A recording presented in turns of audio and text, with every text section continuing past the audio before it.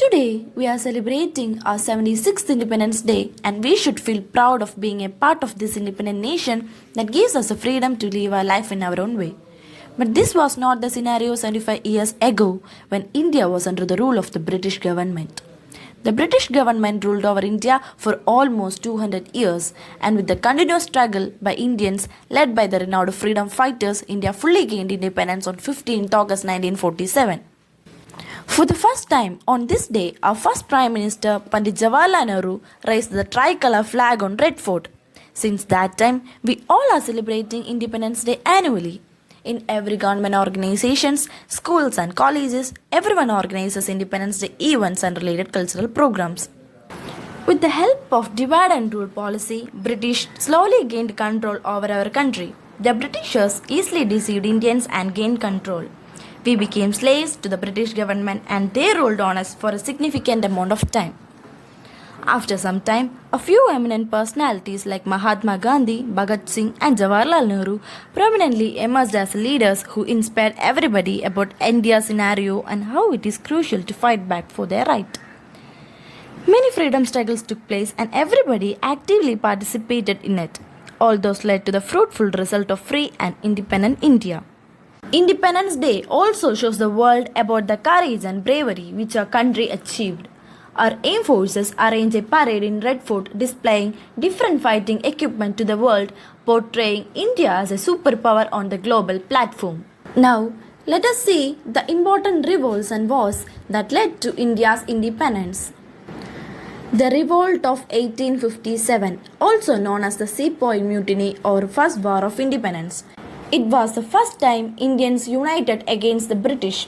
It was a major uprising in India from 10 May 1857 to 1 November 1858 against the rule of the British East India Company, which functioned as a sovereign power on behalf of British Crown. This widely spread among people but was unsuccessful rebellion against British rule in India. This began in Meerut by Indian troops in the service of the British East India Company. It spread widely to Delhi, Agra, Kanpur and Lucknow. The most important leaders of the revolt of 1857 were Rani Lakshmi Bai, Bahadur Shah Zafar and Mangal Pandey. Many others notable freedom fighters played a significant role in leading the revolt, including Nana Sahib, Azimullah Khan, Rao Sahib, Begin Hazrat Mahal, Kunwan Singh and Amar Singh. Do you know why the revolt of 1857 failed? It was suffered from a weak leadership. It was not planned and organized. There was a clear lack of unity among the rebels and there was no common purpose among them during the revolt of 1857. The revolt did not spread to all parts of India. Instead, it was confined to the northern and central India. This is why this revolt was a failure. 1885, establishing the Indian National Congress. On 28th December 1885, the Indian National Congress was founded at Goguldas Tejpal Sanskrit College in Bombay with 72 delegates in attendance. The Indian National Congress conducted its first session in Bombay from 28 December to 31 December 1885 at the initiative of retired Civil Service Officer Alan Octavian Hume. In 1883, Hume had outlined his idea for a body representing India's interest in an open letter to graduates of the University of Calcutta. The aims of the Indian National Congress is to promote and consolidate the feelings of national unity, to formulate popular demands and present them before the government, to bring together leaders from different parts of the country, to train and organize public opinion in the country. The color of Indian National Congress flag is based on the Swaraj flag, a flag of the Indian Congress designed by Pingali Venkaiah, a horizontal triband of Indian saffron, white and India green, charged with a navy blue wheel with 24 spokes in the center. After the party's foundation in December 1885, Umesh Chandra Banerjee became its first president. Why is it called a Congress? A Congress is a formal meeting of the representatives of different countries, constituent states, organizations, trade unions, political parties, or other groups. The term originated in late Middle English to denote an encounter during battle from the Latin Congresses. Ab Hoga Nyay is the motto of Indian National Congress. 1915 Return of Mahatma Gandhi. After over 21 years stay in South Africa, Gandhi returned to India on January 9, 1915 with his wife Kasturba Gandhi.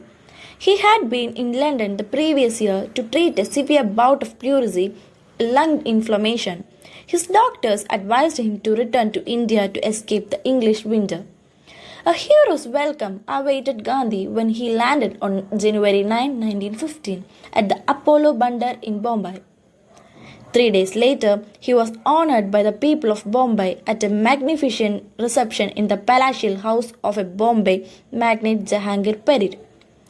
The government of India joined with the people of India in showering honors on Gandhi. He received a Kaiser-i-Hind gold medal in the King's Birthday Honours List of 1915. His association with Gokhale was guarantee enough of his being a safe politician.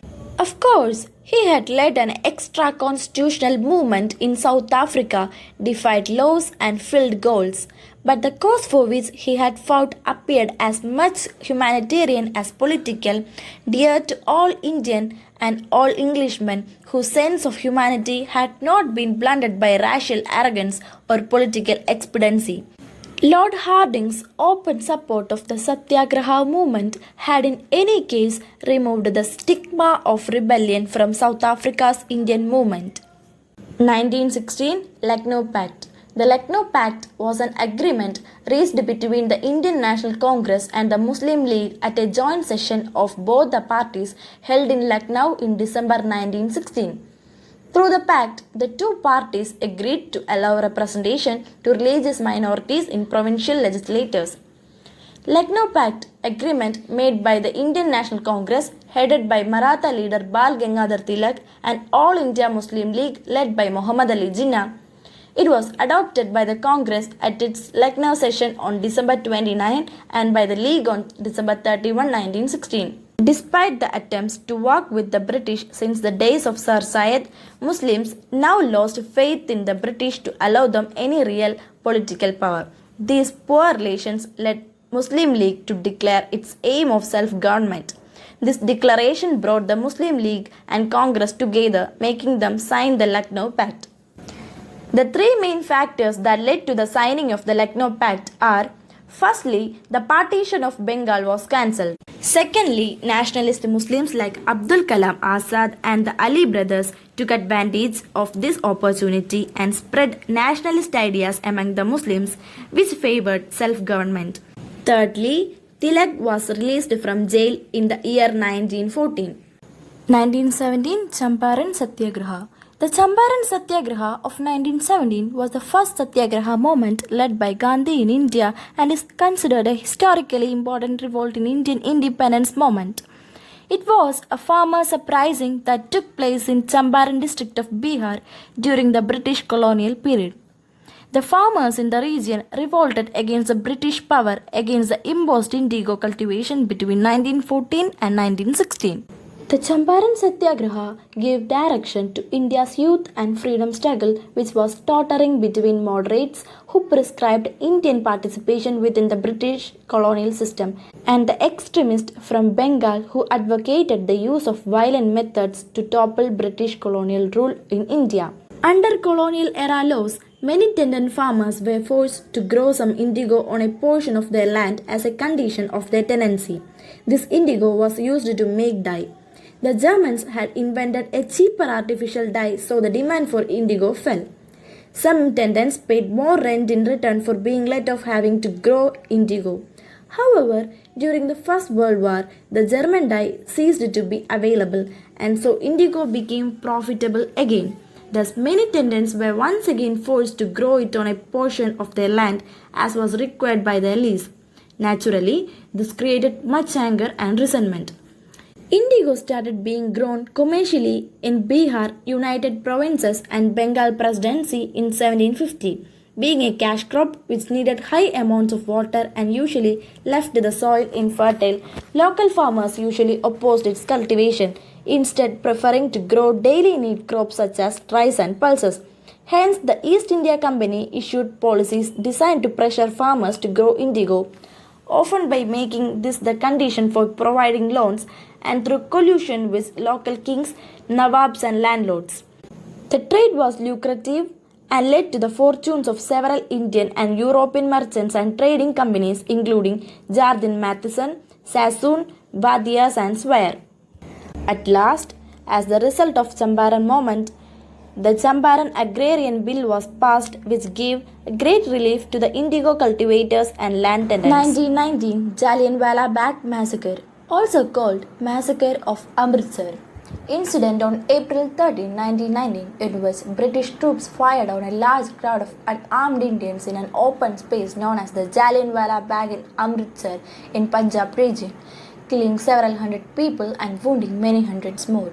It marked a turning point in India's modern history in that it left a permanent scar on Indo-British relations and was the prelude to Mahatma Gandhi's full commitment to the cause of Indian nationalism and independence from Britain.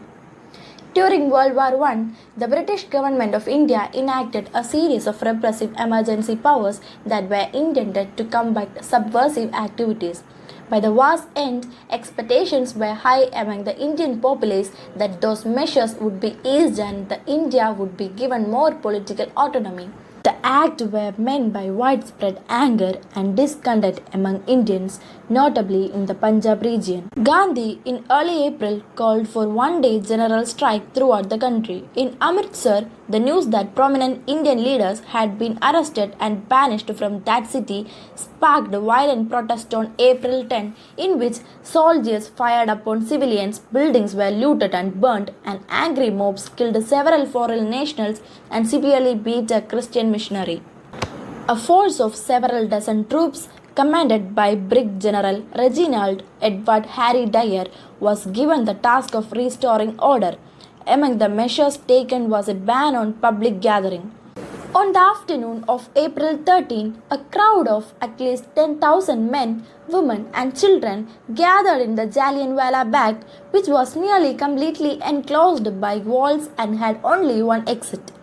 It is not clear how many people there were protesters who were defying the ban on public meetings and how many had come to the city from the surrounding region to celebrate Paisagi, a spring festival. Dyer and his soldiers arrived and sealed off the exit. Without warning, the troops opened fire on the crowd, reportedly shooting hundreds of rounds until they ran out of ammunition. It is not certain how many died in the bloodbath, but according to one official report, an estimated 379 people were killed and about 1,200 more were wounded. After they ceased firing, the troops immediately withdrew from the place, leaving behind the dead and wounded. The shooting was followed by the proclamation of martial law in the Punjab that included public floggings and other humiliations. Indian outrage grew as news of the shooting and subsequent British actions spread throughout the subcontinent. The Bengali poet and Nobel laureate Rabindranath Tagore renounced the knighthood that he had received in 1915. Gandhi was initially hesitant to act, but he soon began organizing his first large-scale and sustained non-violent protest campaign, the Non-Cooperation Movement, which thrust him to prominence in the Indian nationalist struggle. The government of India ordered an investigation of the incident, which in 1920 censured Dyer for his action and ordered him to resign from the military. Reaction in Britain to the massacre was mixed. However, many condemned Dyer's actions, including Sir Winston Churchill, the Secretary of War, in a speech to the House of Commons in 1920, but the House of Lords praised Dyer and gave him a sword inscribed with the motto, "Saviour of the Punjab." In addition, a large fund was raised by Dyer's sympathizers and presented to him. The Jallianwala Bagh site in Amritsar is now a national non-cooperation movement. The non-cooperation movement was a political campaign launched on 4 September 1920 by Mahatma Gandhi to have Indians revoked their cooperation from the British government with the aim of inducing the British to grant self-governance. The movement was one of the Gandhi's first organized act of large-scale Satyagraha. Gandhi's planning of the non-cooperation movement included persuading all Indians to withdraw their labor from any activity that sustained the British government and also economy in India, including British industries and educational institutions. Through non-violent means or ahimsa, protesters would refuse to buy British goods, adopt the use of local handicraft and picket liquor shops. In addition to promoting self-reliance by spinning khadi, buying Indian-made goods only and boycotting British goods, Gandhi's non-cooperation movement called for the restoration of the Khilafat in Turkey and the end to untouchability. This resulted in publicly held meetings and strikes which led to the first arrest of both Nehru and his father Motilal Nehru on 6 December 1921. Though intended to be non-violent, the movement was eventually called off by Gandhi in February 1922 following the Chauri Chaura incident in which numerous policemen were murdered by a mob at Chauri Chaura, United Provinces. This movement marked the transition of Indian nationalism from a middle-class basis to the masses. 1921 Return of Subash Chandra Bose to India. In 1921, Subash Chandra Bose quit his high-paying ICS job in England and joined India's struggle for independence. He joined the nationalist movement led by Mahatma Gandhi and the Indian National Congress. He followed Jawaharlal Nehru to leadership in a group within the Congress which was less keen on constitutional reform and more open to socialism. Then he started a newspaper called Swaraj. In 1938, Subhash Chandra Bose became the president of Congress. 1929 Civil Disobedience Movement. The Congress, at its historic Lahore session on December 1929, under the presidency of Jawaharlal Nehru, adopted a resolution to the effect. It authorized the Working Committee to launch a civil disobedience movement throughout the country. The Salt Satyagraha was a massive civil disobedience movement by Mahatma Gandhi against the salt tax imposed by the British government in India. Gandhi was followed by a large group of people from Sabarmati Ashram on 12 March 1930 to Dandi, a coastal village in Gujarat. Civil disobedience refers to a citizen's active professed refusal to obey certain laws, orders, or demands of a government. Mahatma Gandhi started this movement in India in 1930 by breaking the salt law. 1930 Purna Swaraj.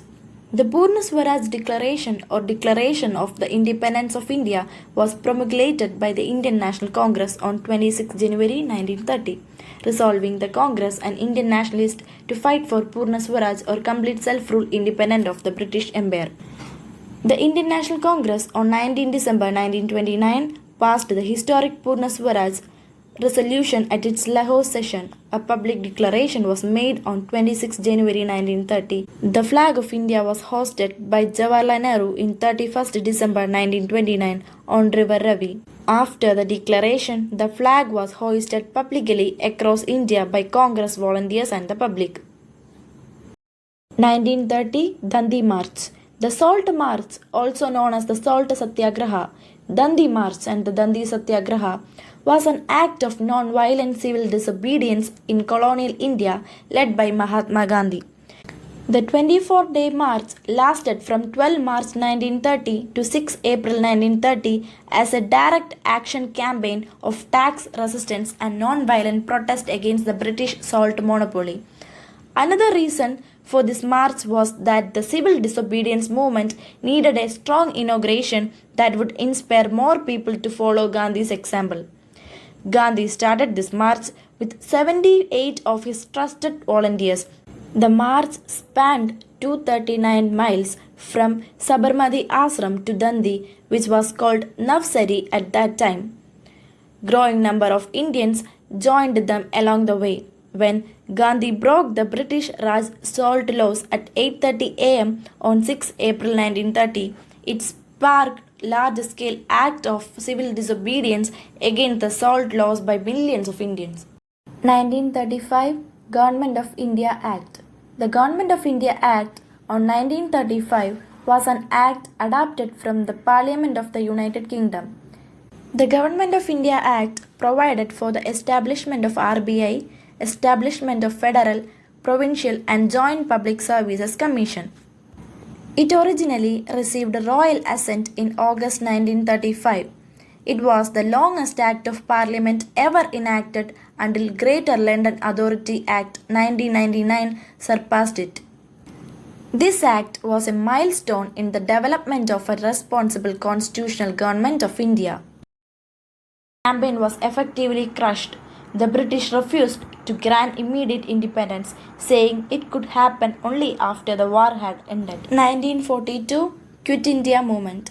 The Quit India Movement, also known as the August Kranti Movement, was a movement launched at the Bombay session of the All India Congress Committee by Mahatma Gandhi on 8 August 1942 during World War II, demanding an end to British rule in India. After the failure of the Cripps mission to secure Indian support for the British war effort, Gandhi made a call to do or die in his Quit India speech delivered in Bombay on August 8, 1942 at the Gwalior Tank Maidan. The All India Congress Committee launched a mass protest demanding what Gandhi called an orderly British withdrawal from India. Even though it was at war, the British were prepared to act. Almost the entire leadership of the Indian National Congress was imprisoned without trial within hours of Gandhiji's speech. Most spent the rest of the war in prison and out of contact with the masses. The British had the support of the Viceroy's Council, of the All India Muslim League, the Hindu Mahasabha, the princely states, the Indian Imperial Police, the British Indian Army and the Indian Civil Service. Many Indian businessmen profiting from heavy wartime spending did not support the Quit India movement. Due to several reasons, the Quit India campaign was effectively crushed. The British refused to grant immediate independence, saying it could happen only after the war had ended. 1946 The Royal Indian Navy Strike. The Royal Indian Navy Strike, or revolt, also called the 1946 Naval Uprising, was an insurrection of Indian naval ratings, soldiers, police personnel and civilians against the British government in India. From the initial flashpoint in Bombay, the revolt spread and found support throughout British India from Karachi to Calcutta, and ultimately came to involve over 20,000 sailors in 78 ship and shore establishment. The protested sailors demanded the release of all political prisoners, including those from Netaji Subash Chandra Bose Indian National Army. 1947 Partition of India and the Independence of India. The Parliament of UK passed the Indian Independence Act. As per the Act, British India would be divided into India and Pakistan. The partition created the independent nations of Muslim-majority Pakistan and Hindu-majority India, separating the provinces of Bengal and Punjab along religious lines, despite the fact that Muslims and Hindus lived in mixed communities throughout the area. The monarch gave its assent on July 18, 1947 and came into effect on August 14 in Pakistan and August 15 in India respectively.